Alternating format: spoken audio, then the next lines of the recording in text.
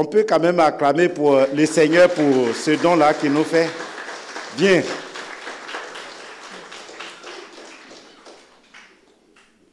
Pasteur Kofi, oui. Ici c'est chez nous. D'accord. Tu es chez toi. D'accord. Parle comme Dieu t'inspire. D'accord. Sans gêne, sans complexe. Ce que le Seigneur a mis sur ton cœur, parle au peuple de Dieu. Là, je ne vais pas traduire, c'est Chava qui va prendre le relais.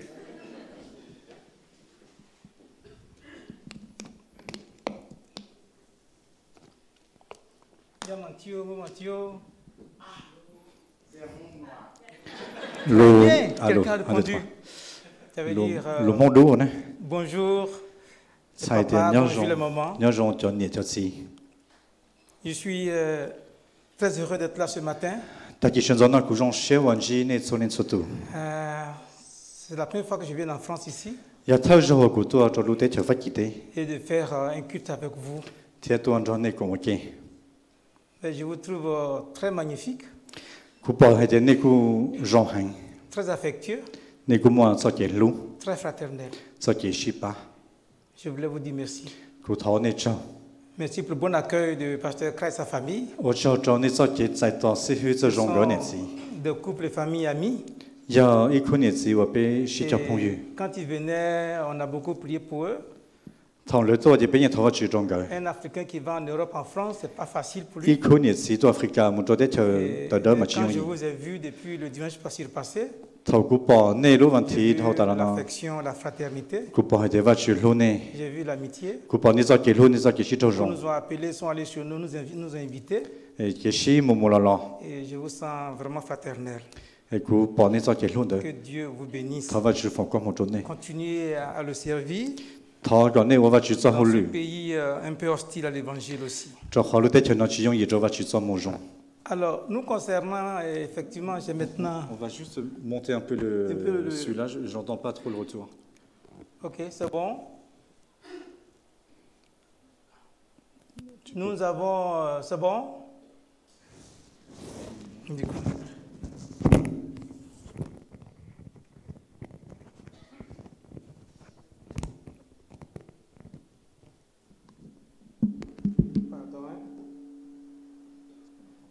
C'est bon? On entend mieux? C'est bon? Hein? C'est bon? C'est bon? Merci beaucoup. Merci. Nous concernant, nous avons maintenant 28 ans de ministère pastoral et 29 ans de mariage pratiquement. Notre fils est né à maintenant 25 ans. Et donc nous servons Dieu depuis un certain moment. Alors, je vous montre l'église de l'Afrique, notre église en Côte d'Ivoire. Voilà, je vous ai montré très bien. Ça, c'est l'église. Chez nous, on danse. Hein. Ouais, voilà, ça c'est moi qui suis dans le pain Sema là. Voilà. Une autre photo s'il vous plaît. Voilà, ça c'est à l'église, ça c'est à la chaire. Ça c'est le service de la communication aussi. C'est des amis très sympas. Et puis aller encore au prochain. Voilà, ça c'est la scène. Nous sommes à la scène du dimanche matin. Voilà, c'est un culte. Alors, on a deux cultes. On a un en langue baoulé, c'est notre ethnie. En français. Il arrive qu'une fois par mois, on met les deux cultes ensemble. La femme qui est là, c'est mon épouse qui est à côté. Et donc c'était un couple qui s'est marié et on leur faisait un cadeau. Et je leur ai dit que je serai ici ce matin avec vous. Et vous salue et vous bénisse. En tout cas, merci beaucoup. C'est bon? Alléluia, merci beaucoup. Alléluia. Alors, chez nous, quand on parle, on a beaucoup d'alléluia, beaucoup de vivoire. Donc, si je force un peu les choses, pardon. Pardon. L'étranger, il ne parle pas beaucoup, il ne dit pas beaucoup de choses. On va aller tout doucement et puis bon, ça va aller. Merci beaucoup à vous. Alors, ce matin, merci beaucoup pour le diapo. Je voulais juste partager avec vous une exhortation. Hein, ça pique pas, ça monte pas. Ça va? Ça va? 1, 2, 3. Oui. C'est bon? Ok. Partagez avec vous une exhortation. Le sujet au tableau. Mourir pour vivre. Je le tirais dans Galates 2:20. Galates 2:20. Je me suis dit que on a quitté nos différents pays.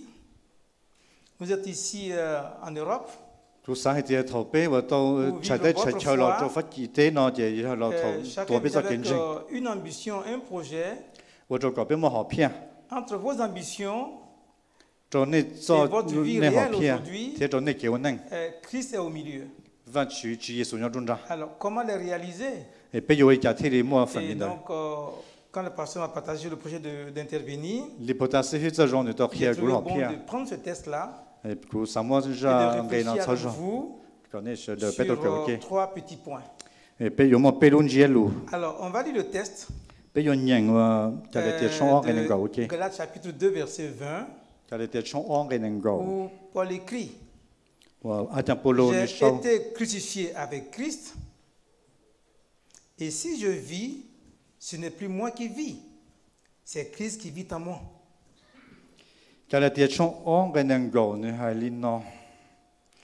Si je vis maintenant dans la chair, je vis dans la foi au Fils de Dieu, qui m'a aimé et qui s'est donné lui-même pour moi. Tu finis puis je le lis. Oui, j'ai fini. Okay. J'ai fini.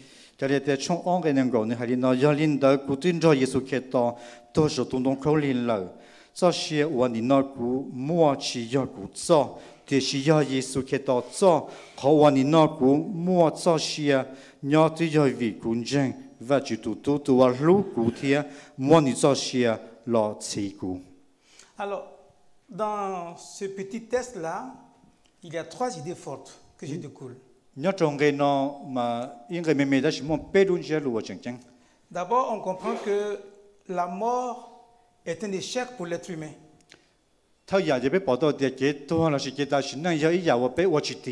L'homme considère que la mort est une fatalité. Et donc, on va juste dire un mot sur ça. Mais pour Dieu, la mort est essentielle pour nous. Notre mort est essentielle pour nous. Et puis enfin, la mort ouvre une nouvelle porte pour nous. Et c'est ça qui est intéressant. La mort ouvre une nouvelle porte pour nous. L'humanité fuit la mort. Chez nous, dans notre pays, quand quelqu'un meurt ou il est malade, qu'il est mourant, c'est très traumatisant. C'est un peu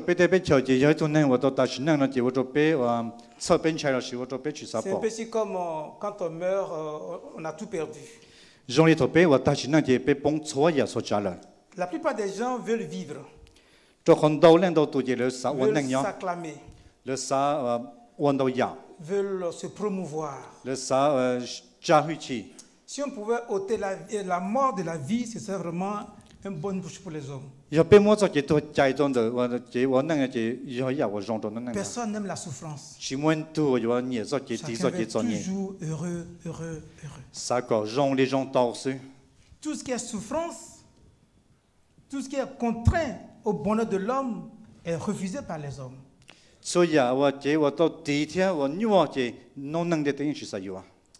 Quand tu as du jeûne dans ta vie, quand tu souffres un peu, l'homme refuse ça. Et je pense que cette pensée est universelle. Tout le monde cherche la liberté. Aujourd'hui, on parle de droits de l'homme, de tout ce qui est liberté.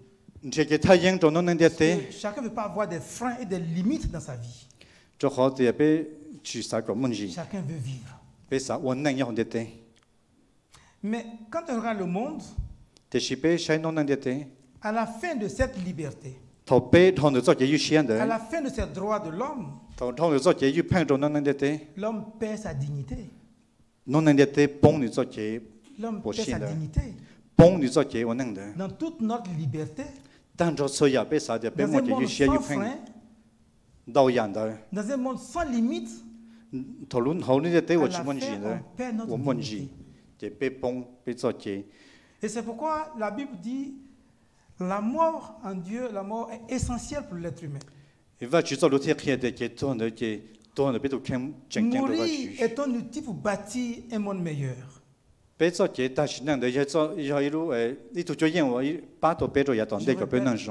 La mort est un outil pour bâtir une vie meilleure. Paul dit, j'ai été crucifié avec le Christ. Ce n'est plus moi qui vis, mais c'est Christ qui vit en moi.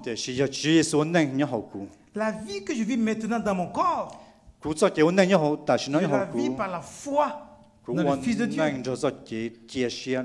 Comment comprendre ce verset? Bien que vivant sur la terre des hommes, Paul dit qu'il est mort.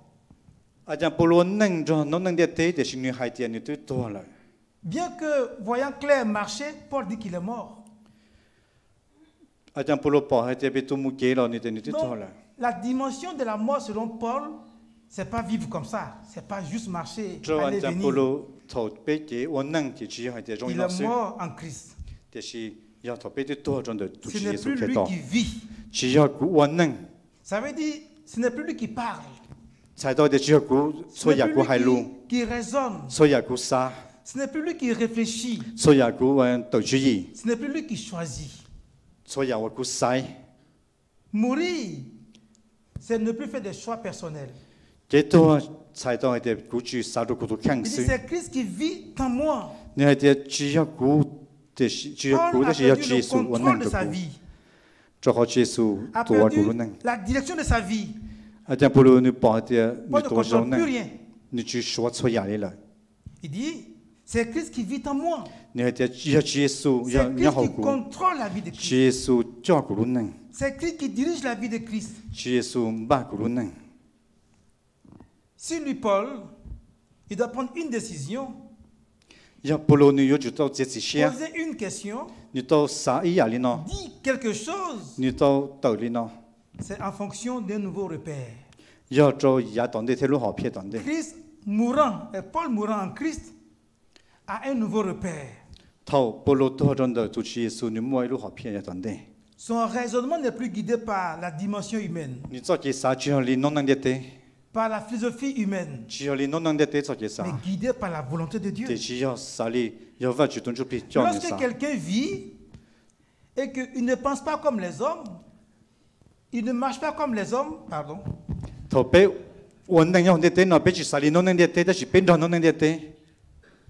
Il ne décide pas comme les hommes. Le monde dit qu'il est bête. La Bible dit qu'il est mort. Désormais, c'est une nouvelle pensée, un nouveau repère qui guide sa vie.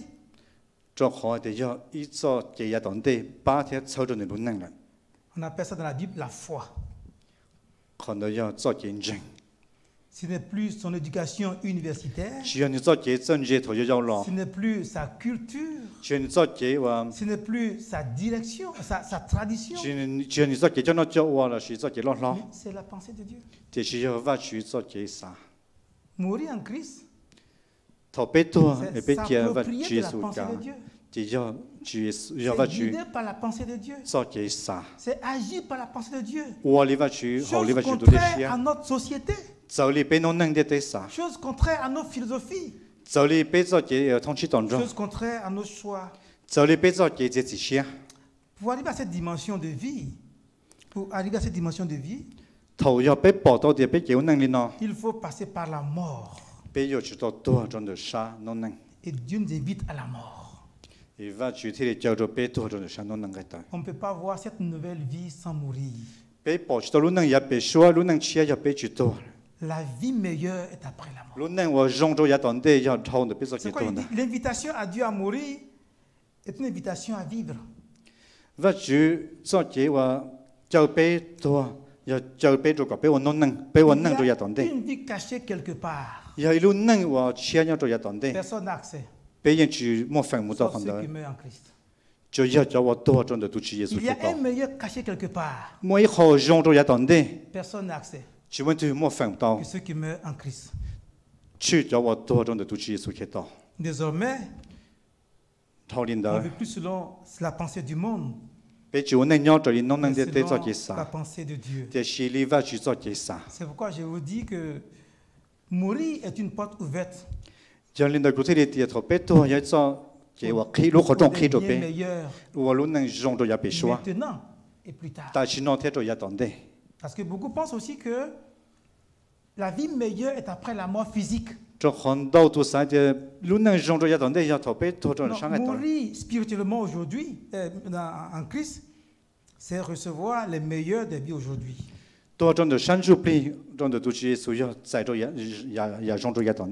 La nature nous montre cela. La nature montre que le meilleur est après la mort. Les céréales. Vous prenez un céréale, un blé, un maïs, un riz. Vous mettez dans le sol. Il va pourrir. Il va se décomposer. Mais il va germer. Et produit des milliers de fruits. D'un seul grain de céréales, on a eu des centaines de céréales.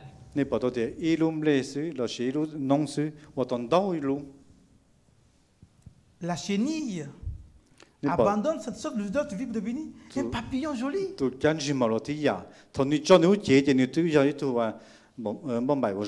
Un papillon très joli, mais il vient d'une chenille. Le meilleur s'obtient après une transformation.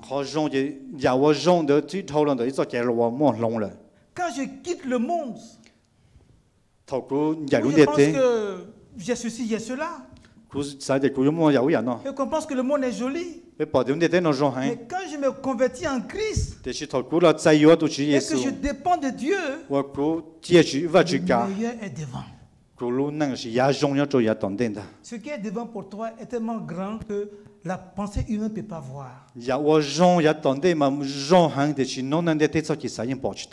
La Bible dit que l'humilité précède la gloire. L'humilité précède la gloire.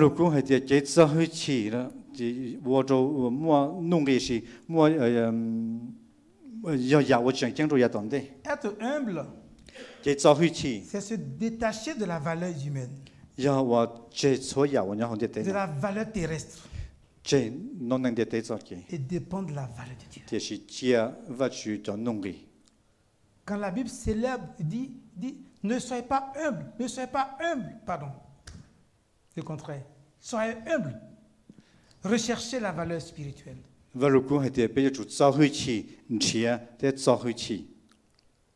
Le meilleur de la vie est après la mort. L'invitation à mourir est en fait une invitation à vivre.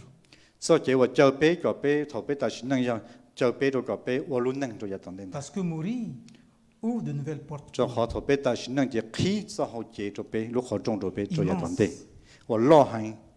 Mourir, c'est choisir d'abandonner nos plans.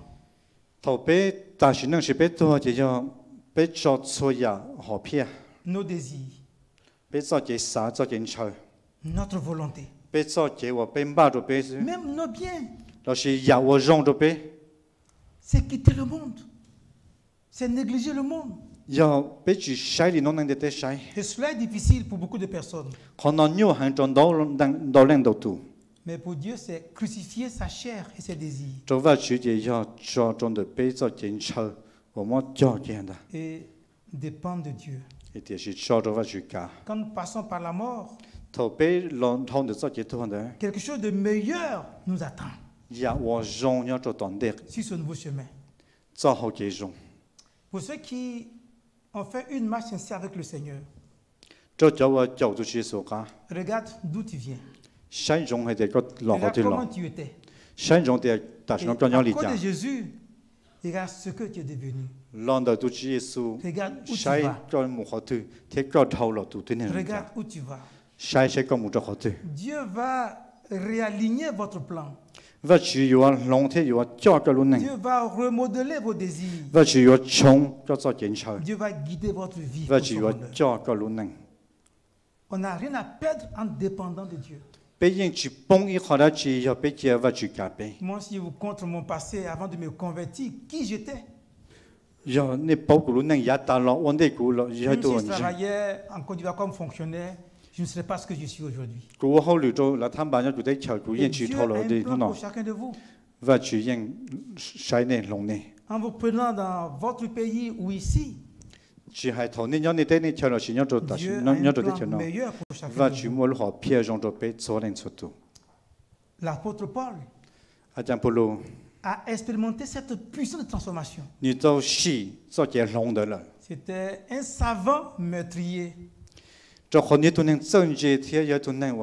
devenu un savant passionné de Dieu et des hommes.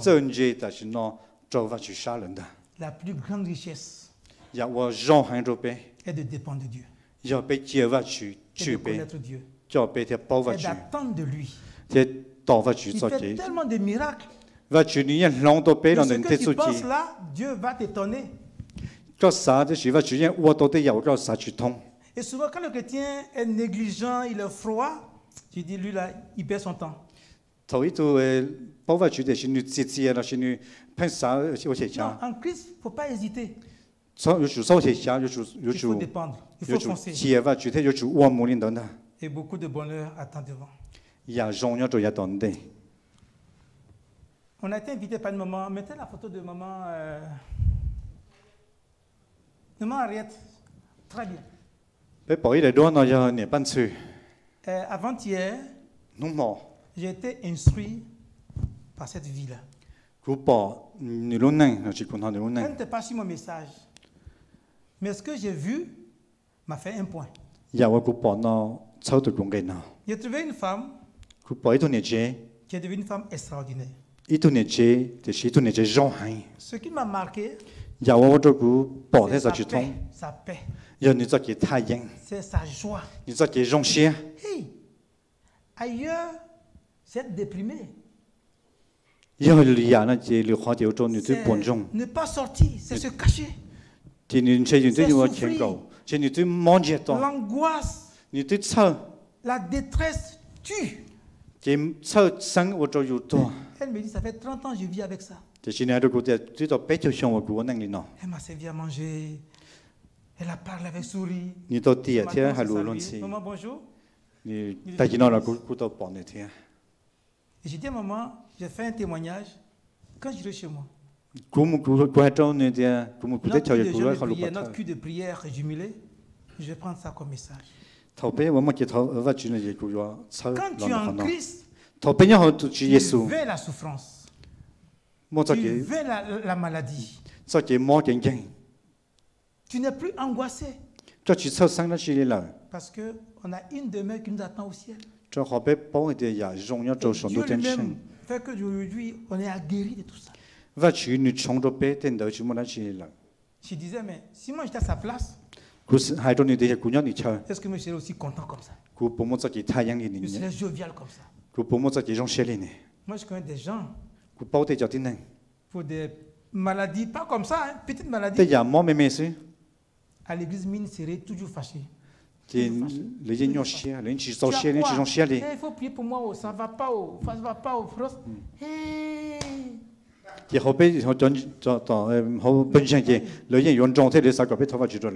Elle rit. C'était une leçon pour moi. Et pour moi, je dis, quand tu passes par la mort en Christ, quand Christ t'a transformé, tu n'as plus la pesanteur de ce monde. Tu n'es plus effrayé par les angoisses de ce monde. Ce n'est pas la pauvreté. Ce n'est pas la maladie. Ce n'est pas un abandon humain. Il va t'empêcher de vivre. Et cette joie qu'elle a là, elle est sur la route du paradis comme ça. Elle va continuer. 做嘢話門都真清廉的。Que Dieu te bénisse. 頭發住放光門做個。Chers frères, chères sœurs, le bonheur de notre vie se trouve après notre conversion en Christ.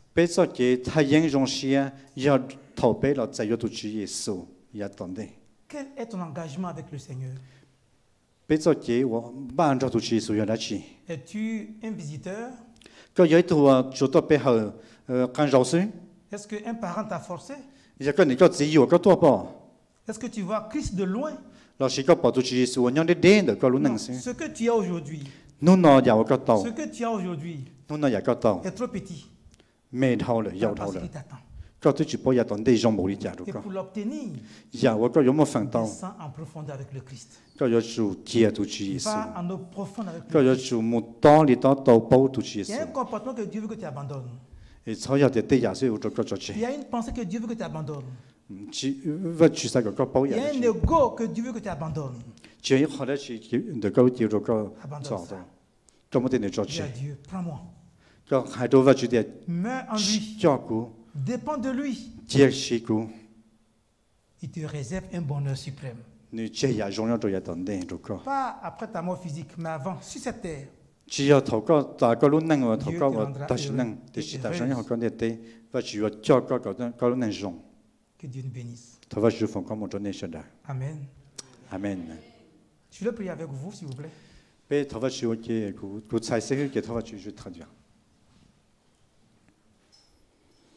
Papa,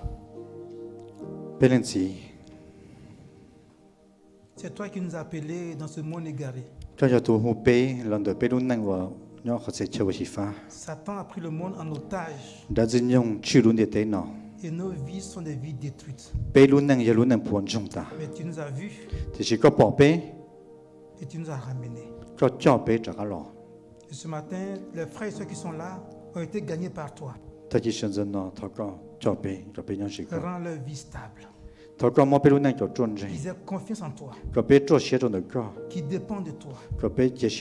Si quelqu'un est encore hésitant dans sa marche avec le Seigneur, convainc-le que tout son avenir est en toi. C'est vrai qu'ils sont en France.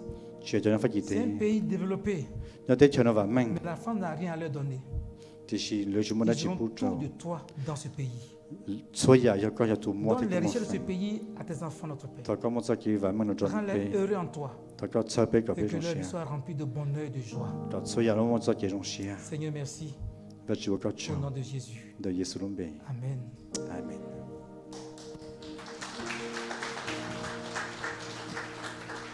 Merci.